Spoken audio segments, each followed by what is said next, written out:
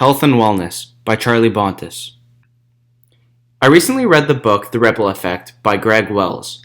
In his book, he highlighted 4 fundamental changes that were required to improve our lifestyle.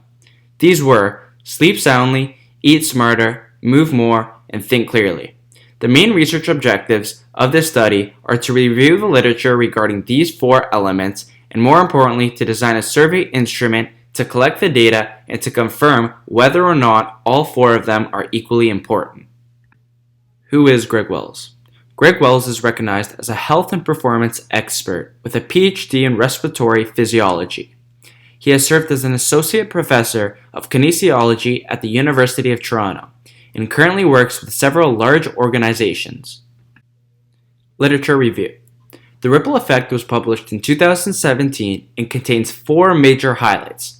First, it is suggested that a small 1% improvement in any of the 4 key areas will have a significant improvement in overall performance. Second, Wells suggests that simple micro improvements make a difference. For example, just walking 15 minutes a day can lower the risk of breast and colon cancer. Third, Wells highlights that 20% of the world's population is sleep deprived. And finally, Wells argues that the interrelationship between the 4 basic aspects of health allow for small changes and powerful effects. It is this relationship that I want to evaluate and assess. I had the pleasure of interviewing Dr. Wells in October of 2019. I learned that as far as he knows, there have been no empirical studies that have been conducted that evaluated his 4 categories. Plus, Wells informed me that he believes that all 4 categories are of equal importance. As it pertains to teenagers, in particular, Wells argues that parents have a strong influence on how they can improve their overall performance.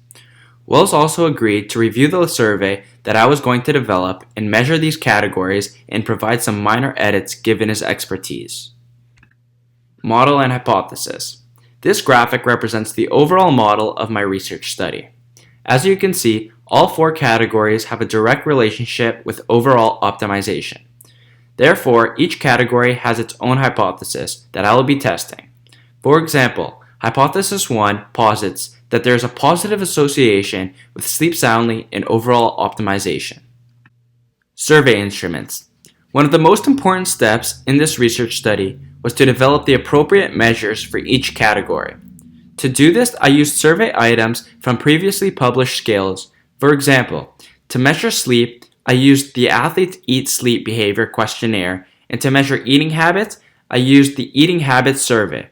The sources for each of these published scales is on this slide.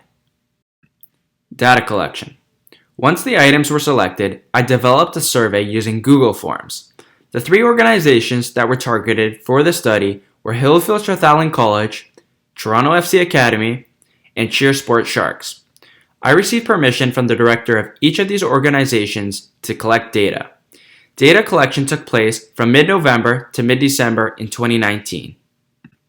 This slide represents an overview of the demographic profile of the sample, including the 3 organizations. A few highlights to point out. First, each organization had 30, 32, and 34 respondents respectively. The average age of the sample was approximately 16 years old, whereas most respondents from Hillfield were from grade 9, 10, 11, or 12. The CheerSport Shark athletes ranged in age from 13 to 23 years old. Another important feature of the organizations is that Toronto FC Academy consisted of 100% males, whereas CheerSport Sharks consisted of 100% females. Finally, over half of the sample consisted of athletes that self-reported themselves as elite national level athletes, which is due to the fact that several of the academy players at Toronto FC represent Team Canada and several of the CheerSport Shark athletes perform at the international level. The first of Greg Wells' categories that I will evaluate is sleep soundly. This table has 4 columns of data. In the first column, it is the all column, which is the overall sample. Following, we have the Hillfield Strathallan College column, then the Toronto FC column, and then the CheerSport Sharks as the final column. If you see a value in green color, it means that the value is higher than the overall mean. If you see a value in red color, it denotes that the value is lower than the overall mean. For example, for the survey item, I use technology right before I go to bed, 79% of all the respondents in this study agreed with that statement and stipulated that they often or always use technology right before they go to bed. Students at Hillfield reported that 93% of them use technology right before they go to bed. But that value is in red because the higher the number, the lower someone is sleeping soundly, which is the main category of this section. Conversely, only 63% of Toronto FC athletes are using technology right before they go to bed, which is lower than the mean, which is why the value is in green. One of the most important measures for assessing whether an individual sleeps soundly is the average number of hours they get each night. The average results for the overall sample is 7.4 hours each night. On average, Hillfield students and CheerSport Shark athletes sleep less than Toronto FC athletes. Across all respondents in the study, the range was from a minimum of 5 hours to 10 hours of sleep per night. Movemore was measured generally by looking at the fitness activity of each respondent. If we look at vigorous activity both in and outside of the school, CheerSport Shark athletes report the highest values of 7.8, while Hillfield students report the lowest values at 5.7. On average, 71% of respondents describe their quality of physical activity as high or very high. With regards to eating smarter, Toronto FC athletes tend to rarely skip meals and generally have strong appetites. Conversely, CheerSport Shark athletes, which let's remind everyone are 100% female, consume less servings of fruits, vegetables, meat, eggs, fish, poultry, dairy products, and water each day. When it comes to think clearly, we have some interesting results. Compared to the overall sample, CheerSport Shark athletes think there's something wrong with their body. Approximately half of the Hillfield students have had a panic attack in the last month, and 10% of Hillfield students believe that they never or rarely feel any stress about doing well in school. This means that 90% of them actually do. When assessing overall mental health, the overall sample stipulates that 50% believe that they have good or very good mental health. When I examined the results at that organization level, we see that 81% of Toronto FC athletes believe that they have good or very good mental health, whereas only a third of Hillfield and CheerSport Shark athletes state the same. Furthermore, it's important to highlight that 19% of respondents in the study describe their overall mental health as poor.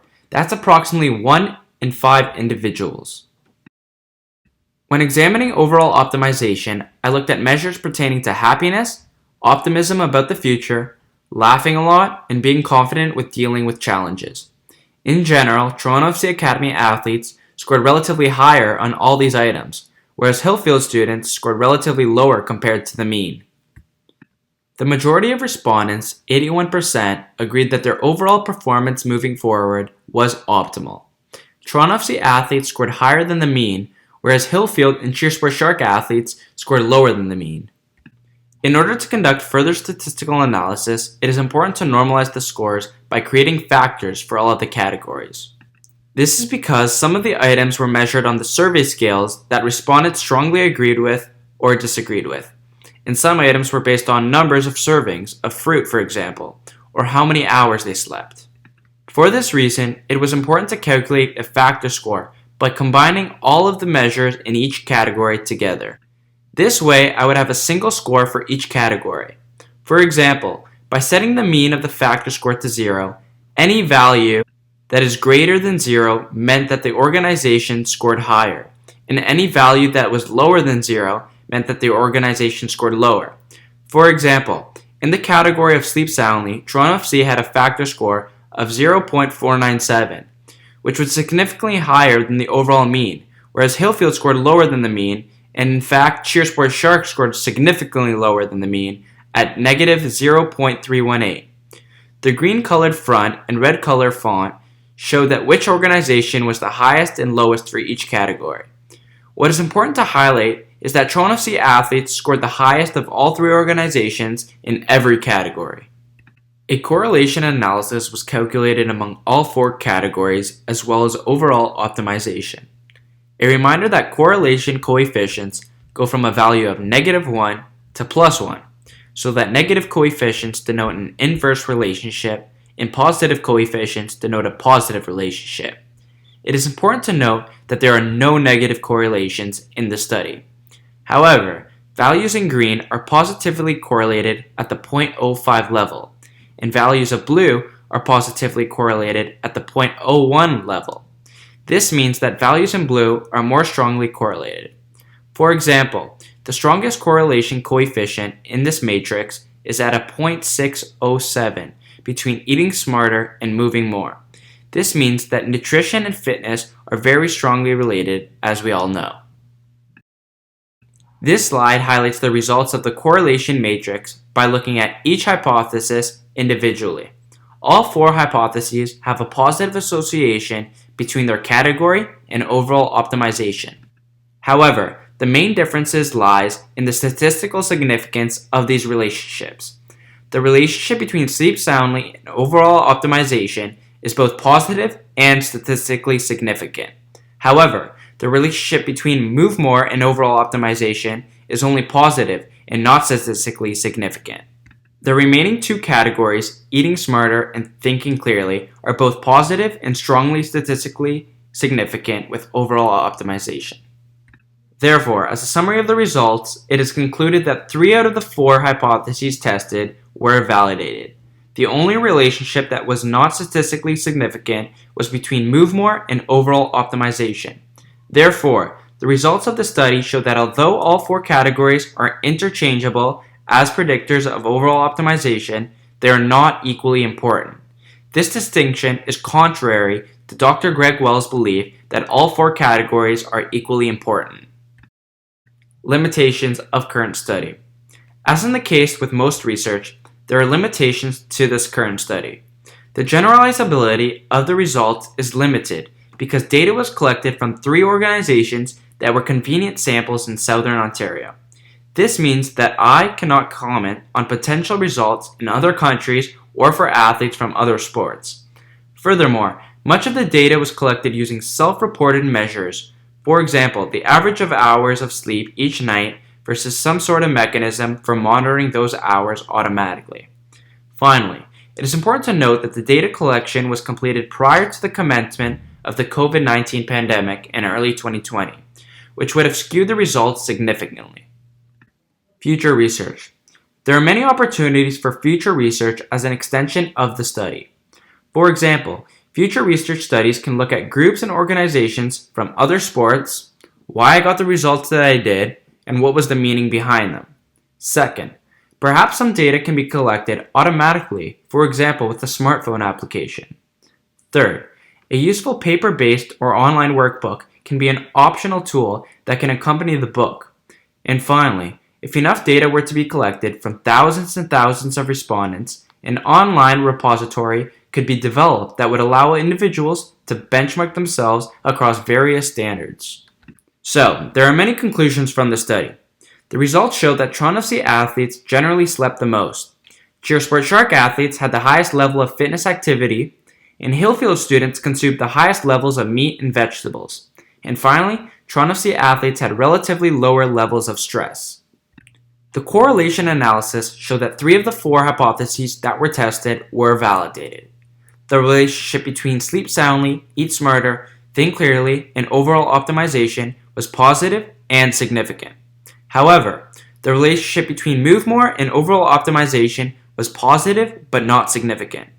In conclusion, the main thesis in the book that we can improve our overall optimization by making 4 fundamental changes to our lifestyle is true to a certain degree in that of these 4 categories, 3 of them are more important. Final prescriptions. Results of this research yielded several prescriptions for each organization. For Toronto FC Academy, athletes in particular, it is recommended that 1. They increase consumption of fruits and vegetables, 2. They decrease the frequency of going to bed with sore muscles, and 3. They do not worry about sports while going to bed. For CheerSport Shark athletes, it is recommended that 1. They increase the amount of sleep each night, 2. they improve their overall eating habits, and 3, they try not to worry about body image. For Hillfield students, it is recommended that 1, they increase the amount of sleep each night, 2, they increase their overall fitness levels, and 3, they stop using technology right before they go to bed. As the author of this study, it is important to disclose my personal relationship with each of the 3 organizations in this research study. I've been a student at Hillfield since I was 3 years old. I've been an academy athlete at Toronto FC since I was 10, and my sister Tia Maria has been a CheerSport Shark athlete since she was 5 years old. I want to personally say thank you to the directors of each of these 3 organizations for assisting me in participating in this study. The references for the study are below, including citations for survey items that I used from previously published scales. I highly recommend you read Greg Wells' book, The Ripple Effect, which can be purchased from Amazon for $22. Finally, I would like to acknowledge the support from my teacher, Mr. Steyov, who provided the guidance necessary for completion of this project.